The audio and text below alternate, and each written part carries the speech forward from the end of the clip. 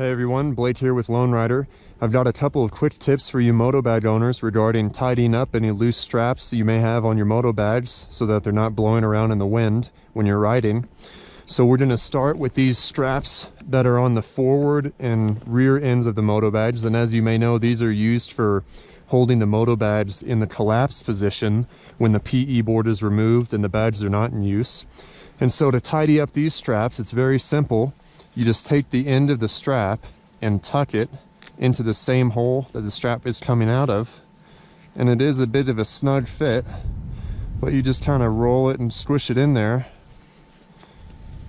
And then it's good to go. It won't be blowing around in the wind. You can see I already have these ones pushed in here, and I've ridden about 3,000 miles with these straps like this, and they won't blow out or anything like that.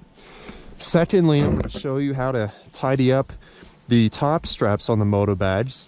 Now, if you're using your top straps to secure additional luggage on top, this won't quite be an issue because you can use this sliding buckle to hold the end of the strap without blowing.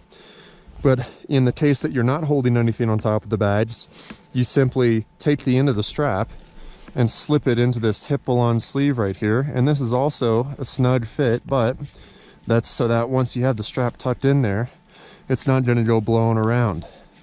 So there you can see both of the straps slid into their sleeves and secured. And this way, when you're riding around, you won't have your straps blowing around and flapping in the wind.